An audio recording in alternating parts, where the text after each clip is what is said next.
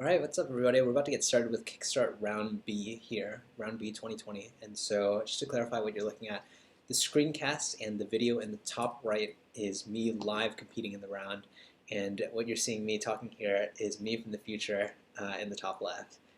So I'll just be talking through the problems, talk through kind of what I was thinking at the time, and here we go. So yeah, so 4 different problems. Each problem has both an easy subtask and a hard subtask. Usually the hard subtask is the same as the easy, but there's higher bounds. So your program has to be faster or more precise or something like that. First problem, bike tour. So you have a set of hills. You have a list of hills. Each hill has a certain height. You want to find how many of these hills are peaks. And so a hill is a peak if it's larger, strictly larger, than the hill directly to its left and the hill directly to its right. And so this one is a pretty straightforward implementation problem. You read in all the hills, and you just, for each one, you figure out whether that hill is a peak. You do want to be careful about the edge case. In this particular problem, the problem tells you that the hills on the edges can never be considered peaks, so you don't even have to run through those when you're considering them. You do the loop from 1 to n-1, and then you just do the check and keep count, add the total. So I put in a submission here. One thing that's kind of funny, it takes a minute or so for the submission to judge, but for the sake of time, I just jump to the next problem and find out later whether I passed. So next problem here is bus routes. Bus routes, the question is you have n different buses. You want to take each bus one by one. So the first bus drops you off at the pickup spot for the next bus. The second bus drops you off at the pickup spot for the third bus, and so on. And the question is you need to get to the very last stop within d days, and you want to know how late you can start. And the way that the buses work is each bus has some number xi, and that's how often the bus runs. So let's say xi is 5. Then the bus would run once on the 5th day, and then it would run again on the 10th day, the 15th day, and so on. And so there's actually a couple different approaches to this problem. I think honestly, if I were to do it again, I'd probably do it slightly differently than what I did in the contest, but I'll just talk through the ideas that I'm going through here. And so the thing is, it's pretty tricky to find out what the latest time is that we can get started and get going. But one thing that we can do is if we can figure out if we start at a certain time, let's just call it, k. If we start at the time k, we can figure out how long it takes to get to the end. And we can see if that's fast enough that we get there by the limit that we want. And so if we can do this confirmation problem, then that leads really nicely to binary search, because we start a low at 0. You can see this in the code. We start a low at 0. We have a high all the way at d. We check some middle value, and if we can make it in the middle value, then the answer can be at least that, right? And so we move the low there. If we can't make it, then we have to go lower. So we set the high there. And the way to check whether it works is pretty simple. You start with your starting time, and you go through each bus one by one, and you just find the next iteration of that bus that you can take. Like I mentioned, there's another solution here. It actually doesn't use binary search at all, but I'll talk through it if I have more time later to talk through this other idea. So robot path decoding is the third problem. Third and fourth problems are where it starts to get significantly harder, I'd say, than the first 2 problems. And the third problem here, robot encoding, so it's based on, I think, a pretty, I'll say, traditional idea, which is you have a robot, you can give it these commands, right? So north, south, east, west, to move one step in that direction. But there's a special command that you can give, which is a multi-run command, essentially. And so you can see in the input here, there's like 3 parentheses s. So that means to go south 3 times. And so you can do that with single commands, or you could do that with nested commands as well. So inside this multi-command, you could have another multi-command, and you could have another one in there. What you want to know is you're given a single program in this language, and you want to figure out what the ending position is, what your x and y is at the end of that program. So the natural first idea there is to just write the brute force, right? So every time you get a step, you just take that step. Every time you get a multi-command, you just run everything that's inside that command, the number of times that it asks you to run it for. And once you're all said and done, you figure out where your x and y is, and that's your answer.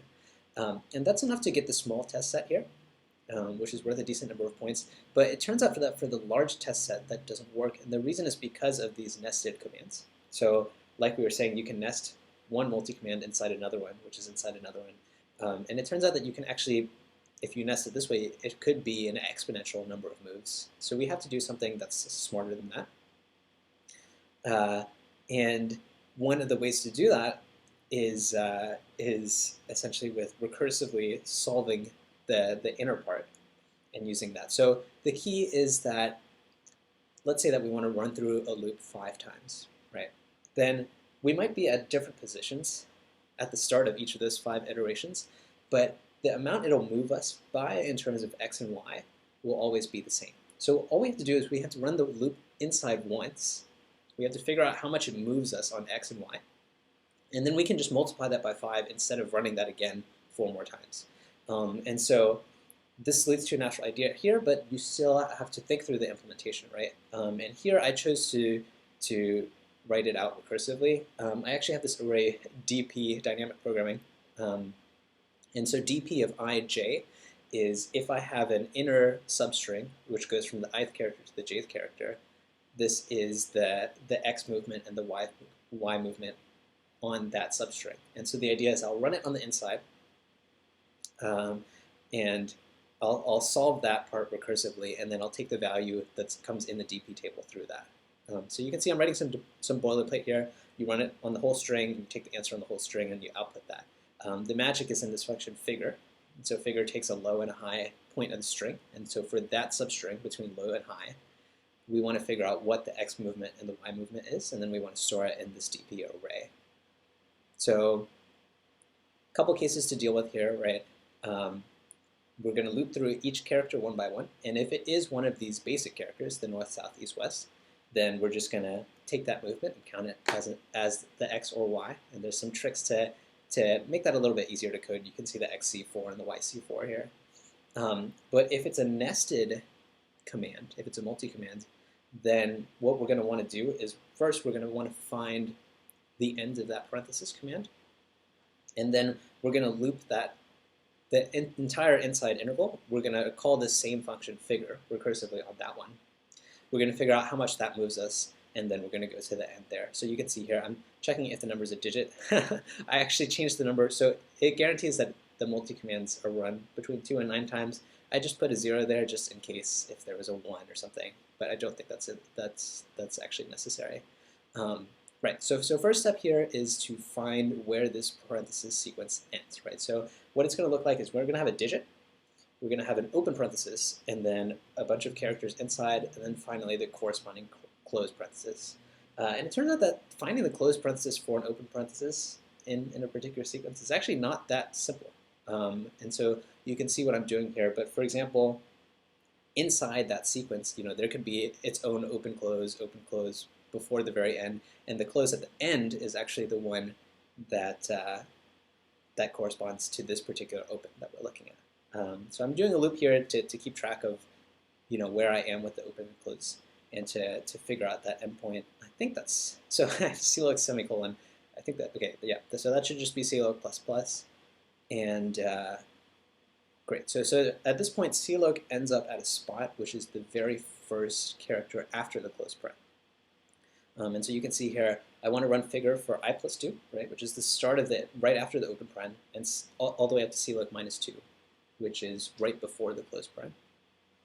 So I run that, and that's a recursive function, and I just assume that will solve the dp downward for me. And then I take these values, PV is an XY pair of how much that inside string moves me, multiply both of them by that digit that we have, and then add those to our current answer, and that works. And then I think, yeah, so I have to do some stuff with the loop here to make it work correctly. So I'm going from the start of the string to the end of the string, but if we have an inside section, we want to skip that whole section. So I set I to clog minus 1 so that we start right at the end of that substring. And then here I'm just taking care of the base character case, right? And so for each of these 4 characters, if it is that character, then we add the corresponding x and y, and we move that forward. So we'll take that value, we'll put this in the DP. If I remember correctly, I think I actually had some bugs on this problem, because I think when I first ran it, it didn't quite work out. But let's see what goes on here.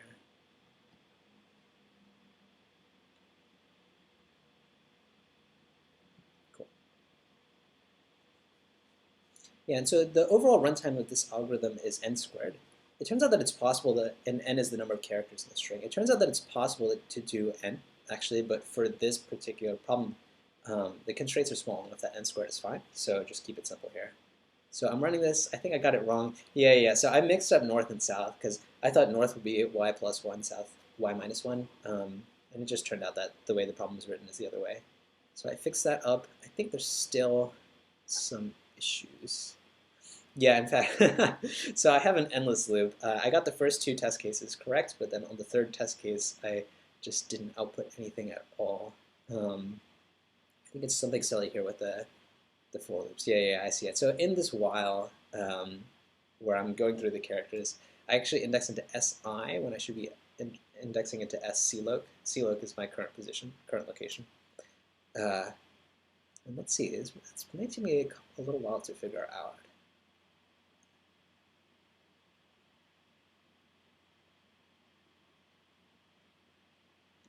Yep, so I'm debugging here, just adding some quick print statements to make sure I know what's going on.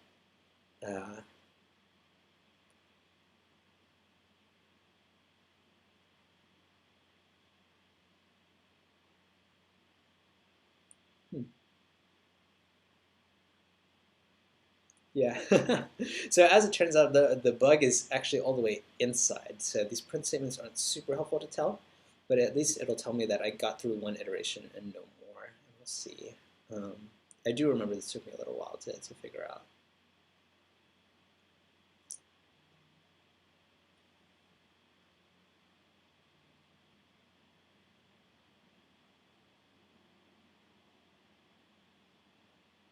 It makes sense to look for something in this loop too. That's one thing worth mentioning because the first 2 cases are just base characters, and so they don't run into that behavior at all. But the first character that does have that, the first one that does have these multi-commands is the one that broke. So here we go. Yeah, and finally I'm passing the samples. Cool, and so I submit that here. So like I said, I'd submit the other 2 problems earlier, and I just checked on that, and they both passed here, which is great news, obviously. Submit this one, move on to the 4th problem. The 4th problem, I think, is easily the hardest problem on the set.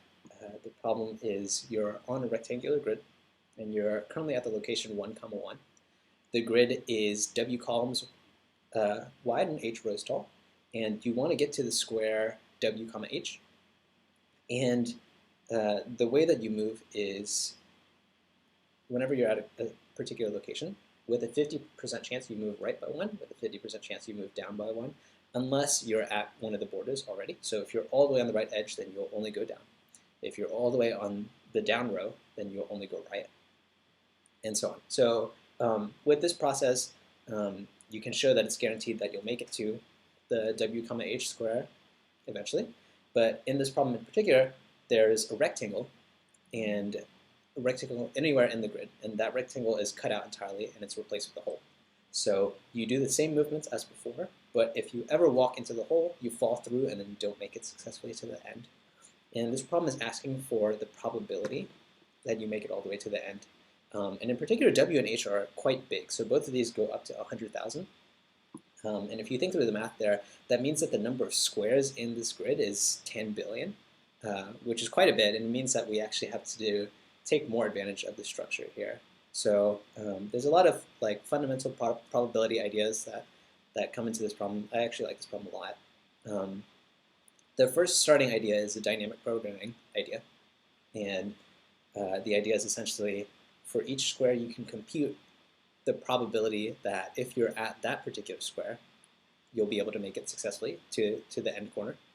And for any square beyond that, its probability to make it to a success is 50% of the probability of its direct right neighbor plus 50% of the probability of its direct down neighbor, right? And so if you think through this algorithm, it turns out that you get a DP algorithm that's quadratic in complexity. And again, here, that's good enough to get the small test case, and that'll get you the points for test set 1. But it won't be fast enough for test set 2 because, as it turns out, there's 10 billion squares total. So the harder test set takes a lot more understanding of the structure to go even further. And the idea is, since we're talking about a particular rectangle that's blocking somewhere in the center of the grid, there's two ways to live, essentially. There's two ways to avoid it, right? The first way is to go over the top and to the right of that rectangle, and the other way is to go under and to the left of that rectangle. And so we're going to try to find the probability of each of those cases separately. So each case is symmetric, right? So I'll just talk about the down and left case for simplicity. And the idea is as soon as you make it to this diagonal that comes out of the bottom left of the rectangle, then you know for sure that you're good, because if you're strictly down and to the left of this bottom point of the rectangle, then there's no way with any of your remaining walks that you'll get there. And it's also true that if you do this walk and you do it successfully, you will at some point cross over this diagonal coming from the bottom. And so there's some more cases to deal with beyond that to understand what the probability is that you get to each square in the diagonal. But what that means is that you have a linear number of squares that you need to check the probabilities that you get to. And if you use some things around choose functions and powers of 2, you're actually able to get that to work. So yeah, you can see here I'm just thinking through the ideas. There are a bunch of cases to think through as well.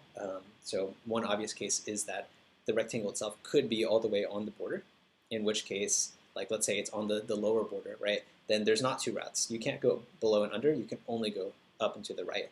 In an extreme case, in fact, both of the routes could even be blocked and the answer would just be 0. But you just have to be careful to handle those all correctly in addition to the core algorithm. So you can see I'm starting simple here. I read all the input. I do this thing where, yeah, so this is the case we're talking about. If it is on the border, I'm setting it to like 1 million for some reason. I think I ended up deleting this code, but kind of just put something here to make sure I'm thinking about this case, these special cases separately.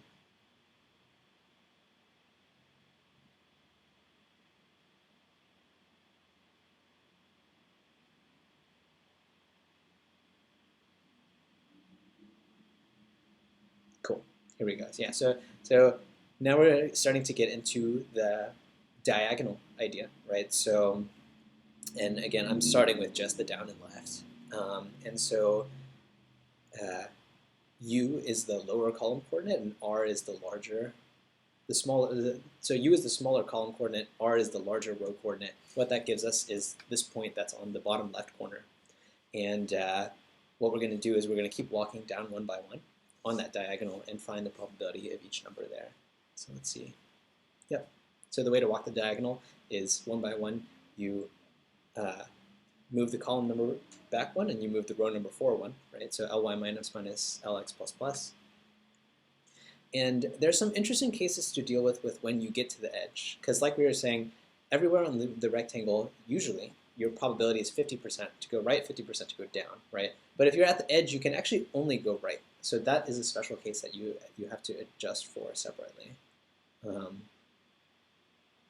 Let's see.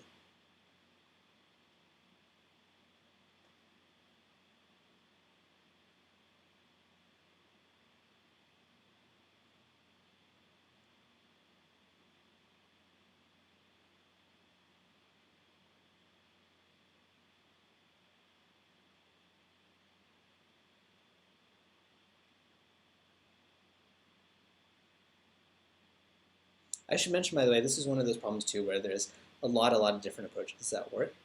So for example, I'm finding the ways to get these two paths and the sum of the probabilities for each path. You could also try to find the probability that you do get into the hole and find 1 minus that. Or instead of the diagonal, you can look at a row. And these things will split in different ways. All of them have a lot of similar similar ideas and similar probability fundamentals that go into them, but ultimately, these kind of all give different approaches to solve the problem. So I'm actually looking up some C++ log here. One thing that's funny is one of the primitives that we're going to be using is to quickly compute choose functions. So n choose k is the number of ways to pick k items out of a list of n. The reason that's important is because if we want to figure out, let's say, how many ways are there to go 2 steps to the right and 4 steps down, then what that is each step is a 50% probability. So that would be 1 over 2 to the 6. But there's also lots of different orderings of these 2 write steps and 4 down steps, right? And any order is compatible. So that would end up being, in this particular case, it'd be 6 choose 2, because out of the 2 plus 4 steps, you would want to choose the 2. So you take 6 choose 2, you would divide that by 2 to the power 6, and that's the probability that you get there. The thing is that, again, these are 100,000 by 100,000, and so these numbers end up so big that you actually can't even fit them in a double. You can't even fit them in a long double. So a double, for reference, would go up to around 10 to the 300th power, and as low as 10 to the negative 300 power. And both of those usually are far, far beyond the realm of any numbers that you would ever be interested to work with. But since this is 100,000, then we have things that go as big as 100,000 factorial, which is huge compared to that. And so the way that I handle that here is by taking the log of everything. So logs, log of a times b is the log of a plus the log of b. So I can take each of the logs, add them together, and that keeps the numbers a little bit closer to home. It just makes them easier to work with. At the end, when I'm done, I exponent them. So you can see in my choose function, I'm taking the exponent of that value at the end. Cool. Yeah, and so the way that I deal with these diagonal blocks in particular is I stop when I get to the second to last row, because the last row is a special case, right? Because you only go right instead of 50-50. But yeah, so in the second to last row, I find for each square, the probability that that's the last square in this curve. So instead of just a diagonal, I'm actually building kind of like a diagonal that slants at the end and starts going horizontal.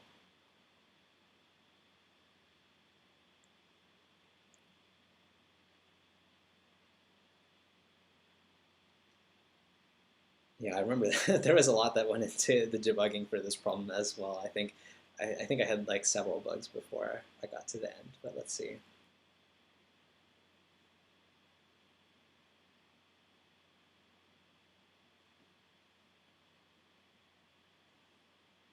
Okay. Yep. So cool. So this is the bottom left diagonal case. And to keep it simple, I'm actually just going to take all of the same code and flip all of my x and y values and just run the same thing again. And so the new bottom left that we're talking about is what was originally the top right, right? So if I put these 2 numbers together, that should be the total. One thing that's kind of funny, actually, I'm starting my answer at 1.0, and I think that's because I initially was thinking that I would do the route of subtracting probabilities from the answer, like finding all the ways that don't work and subtracting those out. But since I'm adding here, all the numbers I'm going to get are going to be bigger than 1. I remember I spent a bunch of time on this one particular bug, just like setting the value to the wrong initial, like setting this variable to the wrong initial value. But yeah, let's see.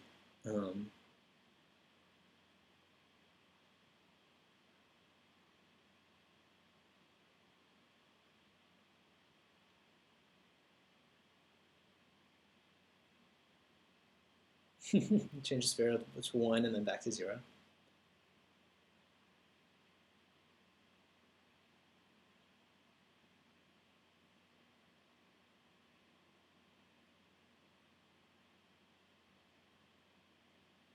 Okay. Yeah, I think at this point, yeah. So I think, okay, this is where it starts happening. So all of my numbers are bigger than 1. And I'm looking at my output and I'm like, what's going on? So I'm trying to debug my choose functions here and some of this other math. But it turns out it's actually not that at all. Yeah, you can see every single test case, I'm just outputting 1 plus what the correct answer is.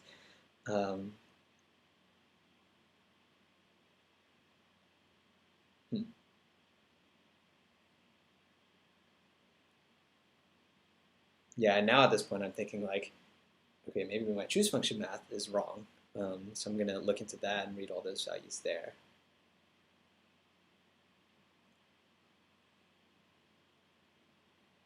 So yeah, like debugging output is definitely, I think, the tried and true way to really debug your code. If you're not sure what things are doing, you can just follow it along at every step and make sure it's doing the things that you want for the sample case. Yeah, let's see what this gives.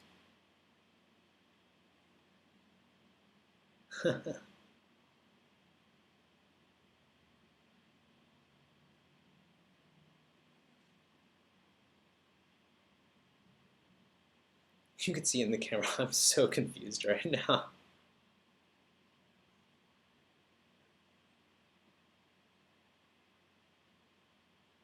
Yeah, yeah. And so, okay, I think at this point this is when I start putting out the choose functions, and then I realize that, like, yeah, well, all of that is correct, so it must be something much further up the line.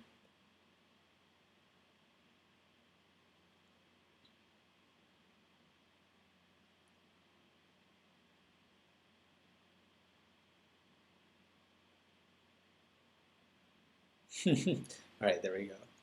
Yep, so answer 0. Same drill as usual, make sure to clear out all the old debug output so that we just have the answer. And that's that, and that's going to be a submission.